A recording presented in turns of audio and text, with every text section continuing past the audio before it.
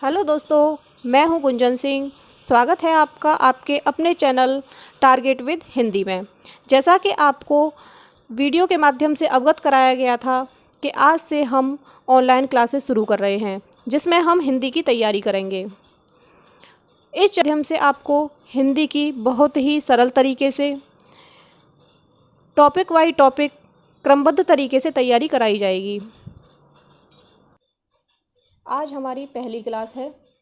Class शुरू होने से पहले हम आपसे ये कहना चाहेंगे कि सबसे पहले आप अपने नोट्स बनाएं। मार्केट में हज़ारों नोट्स मिल जाते हैं, हज़ारों बुक्स मिल जाती हैं, लेकिन जब तक आप खुद अपने नोट्स नहीं बनाएंगे तब तक जो भी आप पढ़ेंगे उसकी पिक्चर आपके माइंड में क्लिक नहीं होगी। तो सबसे पहले आपको नोट्स बनाने हैं। उसके बाद दूसरा काम करना है कि जो भी टॉपिक हम क्लास में पढ़ें उससे रिलेटेड जितने भी क्वेश्चंस जो प्रीवियस ईयर क्वेश्चन पेपर में हों वो आपको सॉल्व करने हैं। अगर कोई क्वेश्चन ऐसा है जो हमने क्लास में न पढ़ाया हो और वह क्वेश्चन पेपर में हो तो आप उसे प्लीज़ कमेंट बॉक्स में टाइप कर दें, उसका सॉल्यूशन आपको मिल जाएगा और नेक्स्ट डे उस क्वेश्चंस का डिस्कस हो जाएगा। यूपी टेट वाले यूपी टेट के क्वेश्चन पेपर देखें, टीजीटी पीजीटी वाले टीजीटी पीजीटी के पिछले 8 से 10 साल के क्वेश्चन पेपर देखें। बस आपको यही दो काम करने हैं, एक तो नोट्स बनाने हैं, दूसरा क्वेश्चन पेपर सॉल्व करने हैं। चलिए शुरू करते हैं आज की पहली क्लास, जिसमें सबसे पहले हम शुरू करते हैं हिंदी भाषा से। जब हम हिंदी पढ़ रहे हैं तो सबसे पहले हमने आज का टॉपिक रखा है भाषा। भाषा शब्द संस्कृत के भाष धातु से बना है, जिसका अर्थ है बोलना या कहना, अर्थात भाषा वह है जिसे बोला जाए। ये क्वेश्चन सबसे पहली लाइन इसी को देखिए, ये बहुत ही इम्पोर्टेंट क्वेश्चन है। जो भी एग्ज़ाम्स हैं पुराने पेपर उठा के देख लीजिए, चाहे वो टीजीटी का हो, पीजीटी का हो, टेट, सुपर टेट, इन सब में ये क्वेश्चन बार बार पूछा जाता रहा है। भाषा शब्द संस्कृत की किस धातु से बना है? आंसर होगा भाष। भाष का अर्थ है बोलना या कहना। आप जो कुछ भी कहते हो, जो कुछ भी सुनते हो, सामने वाला जो कुछ बोलता है वह सब भाषा है, अर्थात मुख से जो कुछ भी बोला जाए वह सब भाषा है। भाषा वह माध्यम है जिसके द्वारा हम अपने भावों या विचारों को दूसरे के समक्ष प्रकट करते हैं या दूसरों के भावों या विचारों को समझते हैं। देखिए, इंसान और जानवर में क्या अंतर है? भाषा का ही तो अंतर है। इंसान अपनी बातें, अपने भाव, अपने विचार दूसरों के समक्ष प्रकट कर सकता है, लेकिन जानवर नहीं कर सकता। सिर्फ इंसान के पास ही यह शक्ति है। आचार्य दंडी ने भी कहा है कि यदि शब्द की ज्योति न जली होती तो यह त्रिभुवन अंधकार में निमग्न होता। आप कल्पना कीजिए, अगर भाषा न होती तो संसार कैसा होता, इसकी तो हम कल्पना भी नहीं कर सकते। चलिए कुछ परिभाषाएं देख लेते हैं। डॉक्टर बाबूराम सक्सेना के अनुसार जिन ध्वनि चिन्हों द्वारा मनुष्य परस्पर विचार विनिमय करता है उसको समष्टि रूप से भाषा कहते हैं। इसमें भी वही है, जैसे मनुष्य परस्पर विचार विनिमय करेगा वही भाषा है। आचार्य देवेंद्र नाथ शर्मा के अनुसार उच्चरित ध्वनि संकेतों की सहायता से भाव या विचार पूर्ण अभिव्यक्ति अथवा जिसकी सहायता से मनुष्य परस्पर विचार विनिमय या सहयोग करते हैं उस यादृच्छिक रूढ़ ध्वनि संकेत की प्रणाली को भाषा कहते हैं। यह परिभाषा बहुत ही महत्वपूर्ण है क्योंकि इससे भाषा की विशेषता दृष्टिगत होती है। जैसे ये जो 3 शब्द हैं, यादृच्छिक, रूढ़ और ध्वनि संकेत, यही भाषा की विशेषताएं हैं। भाषा के बारे में विचारणीय यह है कि भाषा ध्वनि संकेत है। इसका मतलब है सार्थक शब्दों के समूह या संकेत को भाषा कहते हैं। जैसे रेलगाड़ी को लाल झंडी दिखा दी जाए तो वह रुक जाती है। इसका मतलब ये है कि लाल झंडी दिखाने से रेलगाड़ी रुक जाती है। यहाँ संकेत है कि रेलगाड़ी को यह संकेत दिया गया कि लाल झंडी दिखा दी और वह रुक जाएगी, लेकिन इस संकेत से पहले ध्वनि दी गई होगी, शब्द दिया गया होगा, शब्द के साथ अर्थ दिया गया होगा कि अगर हम लाल झंडी दिखाएंगे तो रेलगाड़ी रुकेगी। तभी तो आज बिना बोले इस संकेत से ही यह समझ लिया जाता है कि लाल झंडी दिखा दी जाए और रेलगाड़ी रुक जाए। इसका मतलब यही है। नेक्स्ट है भाषा यादृच्छिक है। भाषा यादृच्छिक भी है क्योंकि जहाँ शब्द और अर्थ में कोई तर्क संगत संबंध नहीं रहता। जैसे अपने समाज में कुत्ते, बिल्ली, कौए, गाय ये सभी हैं। इनका अपना नाम है, किसने दिया और क्यों दिया, गाय को गाय ही क्यों कहते हैं, कौए को कौए ही क्यों कहते हैं, इसमें कोई तर्क नहीं है, लेकिन समाज ने इसे स्वीकारा है, इसीलिए भाषा यादृच्छिक है। नेक्स्ट है भाषा रूढ़ है। भाषा रूढ़ है, इससे मतलब यह है जैसे एक शब्द है चारपाई, जिसका अर्थ होता है चार पैरों वाली। लेकिन चार पैरों वाली तो और भी कई सारी वस्तुएं होती हैं, और भी कई सारी चीज़ें होती हैं, जैसे मेज है, बेड है, गाय है, जितने भी जानवर जीवित वस्तुएं हैं, इन सबको हम क्यों नहीं चारपाई बोलते? क्योंकि जो ये चारपाई शब्द है ये सिर्फ और सिर्फ चारपाई यानी कि जो पलंग होता है ना, उसी के लिए रूढ़ हो गया है, इसीलिए भाषा रूढ़ है। आगे देखते हैं भाषा के प्रकार। भाषा के 3 प्रकार होते हैं, मौखिक, लिखित और सांकेतिक। सबसे पहले बात करते हैं मौखिक भाषा। यह भाषा का मूल रूप है और सबसे प्राचीनतम रूप है। मौखिक भाषा का जन्म मानव के जन्म के साथ ही हुआ है। जब श्रोता सामने होता है तब मौखिक भाषा का प्रयोग किया जाता है। आजकल फ़ोन, मोबाइल फ़ोन, इन सब में भी मौखिक भाषा का यूज़ होता है। जब से मानव ने जन्म लिया है, जन्म के साथ ही मौखिक भाषा चली आ रही है। पुराने टाइम में गुरुकुल में जो शिक्षा दी जाती थी वह भी मौखिक भाषा में ही दी जाती थी। लिखित भाषा तो नया रूप है, तो जो मूल रूप है वह हमारी मौखिक भाषा है। मुख से उच्चारित होने वाली, मुख से कहने वाली, सामने वाला जो सुनता है, यह सब मौखिक भाषा है। नेक्स्ट है हमारा लिखित भाषा। जब श्रोता सामने न हो तो उस तक बात पहुंचाने के लिए लिखित भाषा की आवश्यकता पड़ी। यह भाषा का स्थायी रूप है जिससे हम भावों या विचारों को आने वाली पीढ़ियों के लिए सुरक्षित रख सकते हैं, ज्ञान का संचय कर सकते हैं।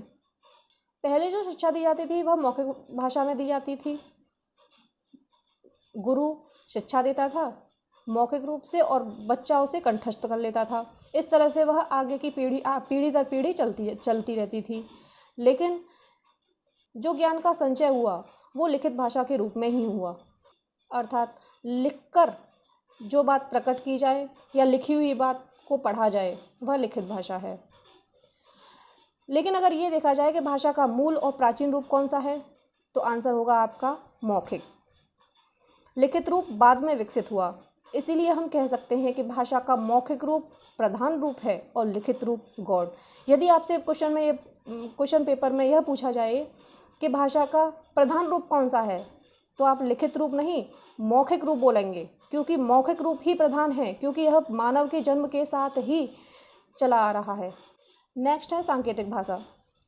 जब भावों या विचारों का आदान प्रदान संकेतों के माध्यम से किया जाए, वह सांकेतिक भाषा कहलाती है। सांकेतिक भाषा का प्रयोग मौखिक भाषा के साथ साथ भी हो सकता है और उसके बिना भी हो सकता है। जैसे हमने बोला बच्चे से कि राजू इधर आओ, तो हम मुंह से बोल रहे हैं राजू इधर आओ और साथ में हाथ से भी इशारा कर रहे हैं इधर आओ। तो इस तरह से मौखिक भाषा के साथ साथ हमने सांकेतिक भाषा का प्रयोग किया।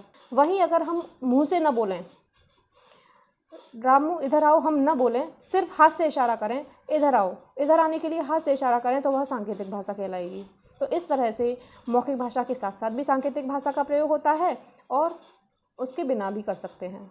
इस तरह से हमने देखा कि भाषा के 3 प्रकार होते हैं, मौखिक भाषा, लिखित भाषा, सांकेतिक भाषा।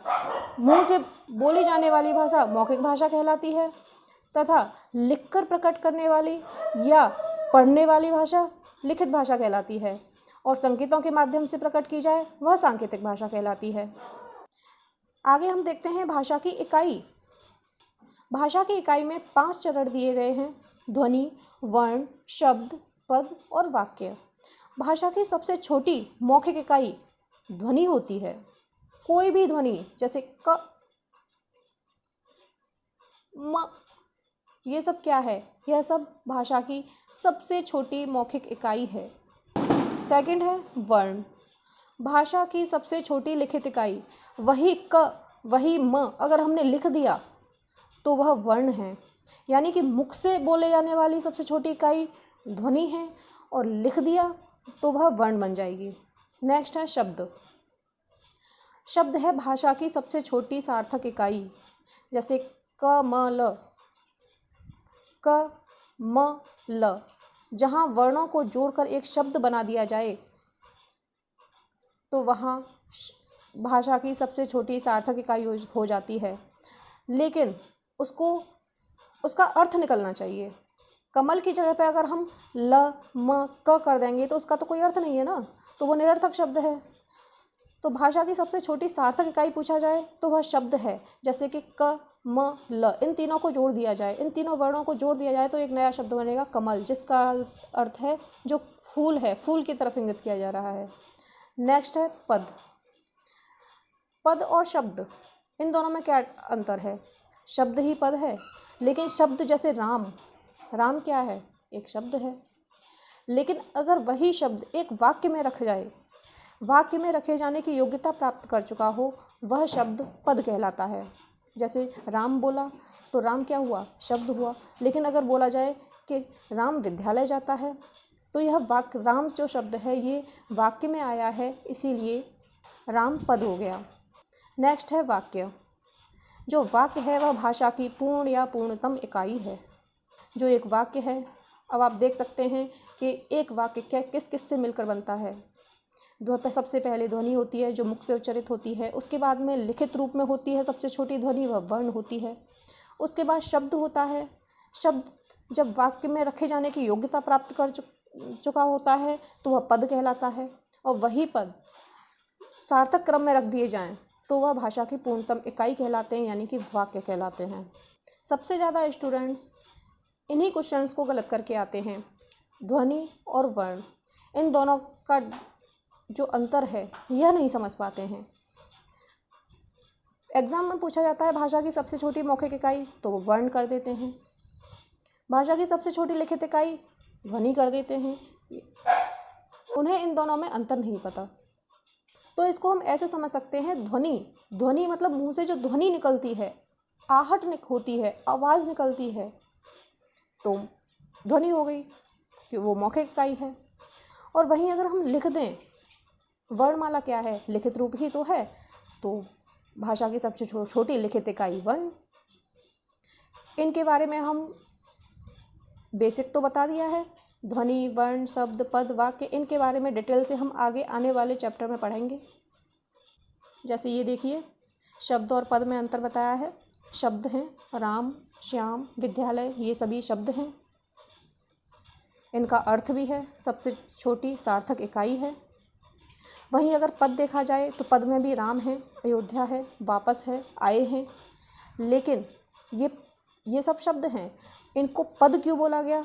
क्योंकि ये एक वाक्य में रखे जाने की योग्यता प्राप्त कर चुके हैं। जैसे राम अयोध्या से वापस आए, सॉरी यहाँ पर आप से ऐड कर लीजिएगा, राम अयोध्या से वापस आए। तो ये सब पद हैं, क्योंकि ये जो शब्द वाक्य में रखे जाने की योग्यता प्राप्त कर चुके हैं। तो चलिए आज के लिए इतना ही।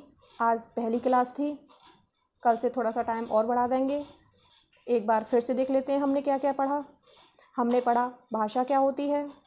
भाषा संस्कृत की भाष धातु से बना है, जिसका अर्थ है बोलना या कहना। जो कुछ भी हम बोलते हैं, जो कुछ भी हम सुनते हैं, वह सब भाषा है। मुख से उच्चारित होने वाली ध्वनि, वह सब भाषा है। भाषा के दो रूप होते हैं, मौखिक भाषा, लिखित भाषा, और एक और रूप होता है वो है सांकेतिक भाषा। जो मुख्य है वो मौखिक भाषा और लिखित भाषा है। मौखिक भाषा प्राचीन रूप है, मूल रूप है, और भाषा का मौखिक रूप ही प्रधान रूप है, और लिखित रूप गौण है। जब मुख से बोला जाए वह मौखिक है, जो लिखकर प्रकट किया जाए वह लिखित भाषा है, और जो संकेतों के माध्यम से प्रकट किया जाए वह सांकेतिक भाषा है। वहीं अगर भाषा की इकाई के बारे में बात करें तो भाषा की इकाई ध्वनि, वर्ण, शब्द, पद, वाक्य। ध्वनि भाषा की सबसे छोटी इकाई, वर्ण भाषा की सबसे छोटी लिखित इकाई, शब्द भाषा की सबसे छोटी सार्थक इकाई, पद वाक्य में रखे जाने की योग्यता प्राप्त कर चुका हो, वाक्य भाषा की पूर्णतम इकाई। तो ठीक है, कल फिर मिलते हैं नेक्स्ट टॉपिक के साथ। जिसमें हम भाषा की विशेषताएं, भाषा के विविध रूप पढ़ेंगे। अगर यह वीडियो आपको अच्छा लगा हो तो प्लीज़ लाइक करें, सब्सक्राइब करें एंड बेल आइकन को प्रेस करें। धन्यवाद।